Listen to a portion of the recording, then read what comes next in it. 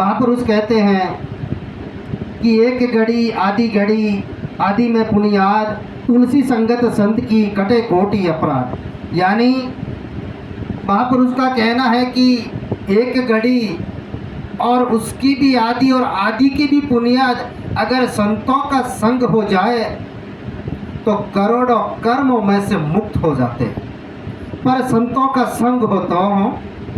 और महापुरुष कहते हैं कि हम जैसे व्यक्तियों का संग करेंगे हमारा जीवन भी वैसे हुआ करता है, इसलिए हमें संग भी सोच समझ कर करना चाहिए। जैसे आकाश में से बूंद गिरता है और वह बूंद किसी निमड़े में चला जाए तो वह कड़वी हो जाया करती है, और वही बूंद अगर गन्ने के खेत में चली जाए तो वह मीठी हो जाया करती है, और वही बूंद अगर ये समुद्र में चली जाए तो वह खारी हो जाया करती है, और वही बूंद अगर सीप के मुंह में चली जाए तो वह मोती बन जाया करती है, मोती बन जाया करती है। विचार करना है हमें कैसे किस व्यक्ति के साथ में संग करना है और कैसे व्यक्तियों का संग करना है। जैसे व्यक्तियों का आप संग करोगे आप उस स्थान पर जाओगे।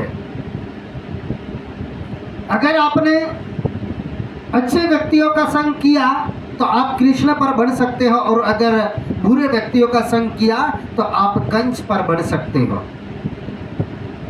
इसलिए हमें हमारे जीवन में संगति का बहुत बड़ा असर होता है, और जब हमारी संगति अच्छी होगी तो हम उच्च स्थान पर भी जा सकते हैं, और हमारे अंदर विवेक, वैराग्य, मुमुक्षुता आएगी। इसलिए एक साखी में कहा है कि कबीर कहे मैं पहला जन्मिया पीछे मोटा भाई, इनके पीछे मेरा पिता जन्मिया सबसे पीछे मेरी माई। यानी कबीर यानी आत्मा रूपी राम,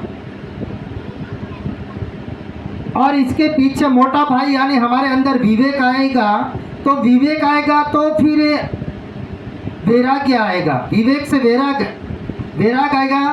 इसलिए विवेक के पीछे इनके पीछे मेरा पिता यानी वैराग्य को पिता कहा है, और मोटा भाई यानी विवेक को। जब मोटा भाई आ जाएगा तब